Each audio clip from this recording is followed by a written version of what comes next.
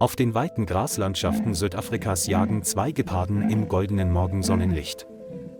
Sie verfolgten eine Herde wilder Büffel aus der Ferne und wählten den ältesten und schwächsten Büffel der Herde als Ziel.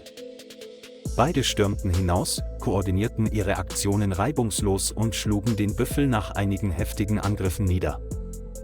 Der Büffelkadaver lag reglos da, die beiden Leoparden zischten und begannen, das Fleisch mit ihren scharfen Zähnen zu zerreißen. Doch aus dem Teilen wurde schnell ein Kampf, und beide fingen an zu knurren, um das größte Stück Fleisch zu behalten. Einer zuckte mit dem Körper, der andere stürzte sich auf ihn und verpasste seinem Gegner eine Ohrfeige.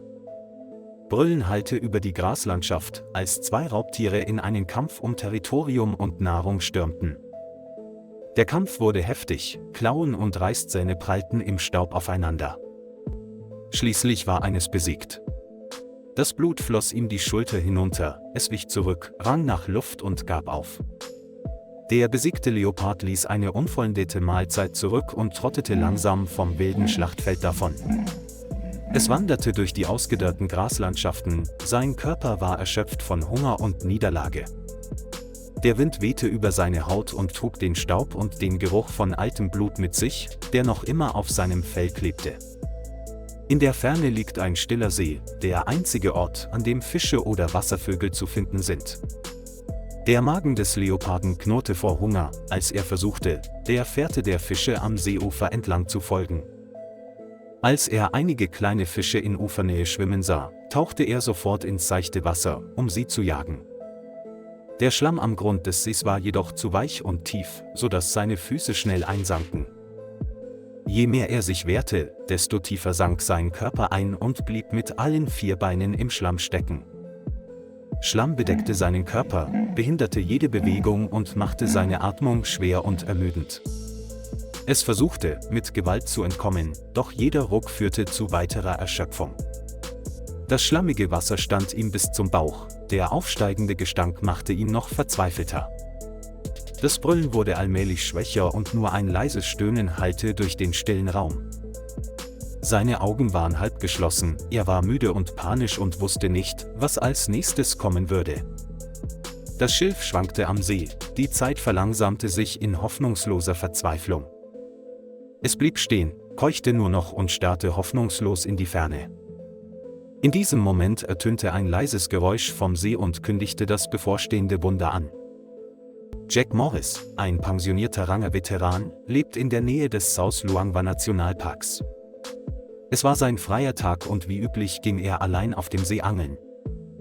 Jack liebte die Natur und sprach oft mit dem Wind, dem Wasser und wilden Tieren.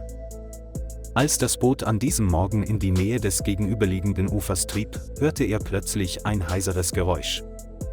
Zuerst dachte er, es sei ein seltsamer Vogel, aber dann erkannte er, dass es ein Stöhnen aus dem Schlamm war.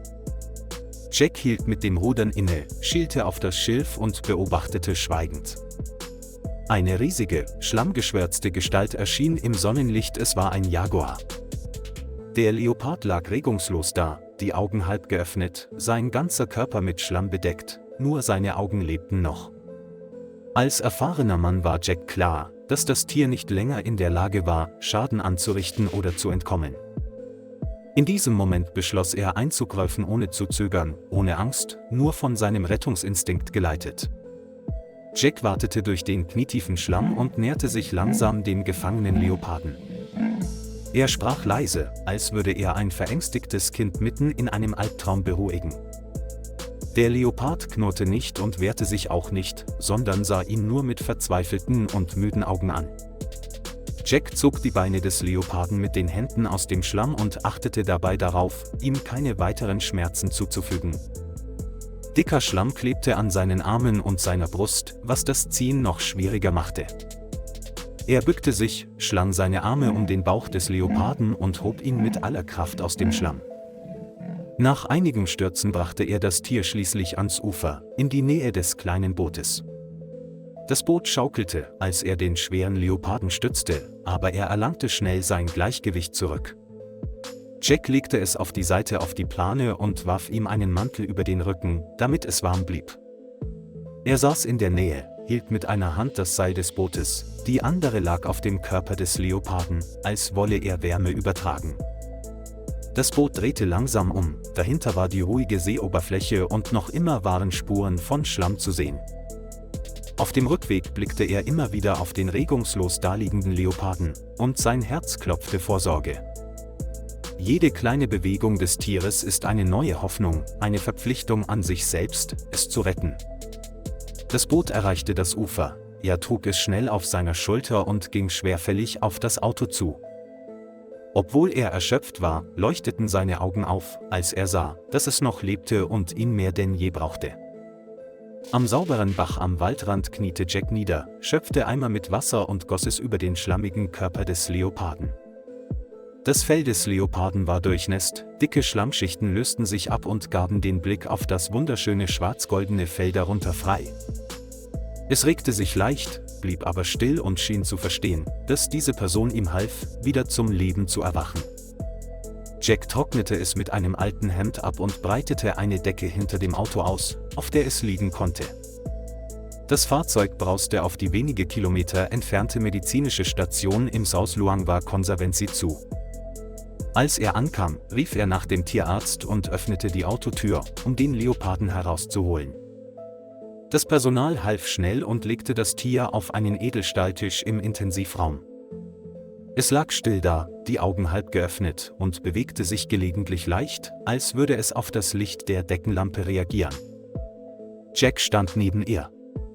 Seine Hände zitterten noch immer vor Erschöpfung, doch sein Herz war erleichtert, das Richtige getan zu haben. In diesem Moment war er kein Fischer mehr, sondern ein Held, der ein wildes Leben rettete. Tierarzt Evans und 2 Assistenten begannen, die Wunden und den Atemzustand des Leoparden zu untersuchen. Sein Herz schlug schwach, aber stetig und es gab keine Knochenbrüche oder Anzeichen schwerer innerer Verletzungen.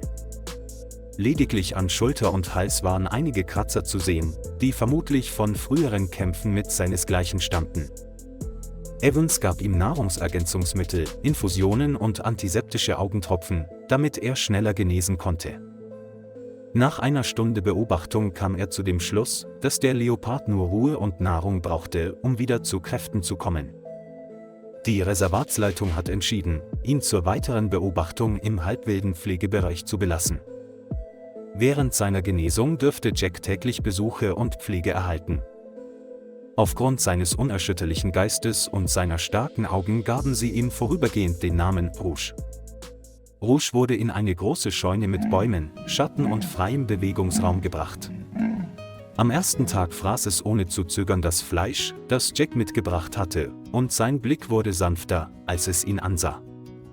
Allmählich gewöhnte es sich an die Anwesenheit von Menschen, insbesondere an den Mann, der ihm das Leben gerettet hatte.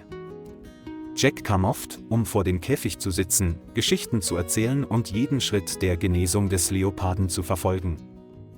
Nach nur einer Woche konnte Rouge wie andere gesunde Leoparden laufen und ein Sonnenbad nehmen. Zwischen Mensch und Tier entstand allmählich eine Freundschaft, ohne Worte, nur durch Blicke und Vertrauen. Die Geschichte von Jack und dem Leoparden verbreitete sich schnell im gesamten Reservat wie eine wahre Legende. Einen Monat später wurde Rouge wieder in den offenen Wald von South Luangwa entlassen, wo er sein vorgesehenes Leben führen konnte. Jack stand da und beobachtete ihn aus der Ferne, ohne zu rufen, ohne sich zurückzuhalten. Er nickte seinem wilden Freund nur schweigend zum Abschied zu. Der Leopard drehte einmal den Kopf, sein Blick war tief und still, wie ein Dankeschön, das sich mit menschlichen Worten nicht ausdrücken ließ. Es drehte sich um, ging langsam in den Sonnenuntergang und kehrte in die Natur zurück, trug aber besondere Erinnerungen mit sich. Jack hingegen kehrte zu seinem alten Boot zurück, fischte mitten auf dem See und lächelte, während er dem Rauschen des Windes im Schilf lauschte. Was denkst du über diese Geschichte? Bitte hinterlassen Sie Ihre Kommentare im Kommentarbereich.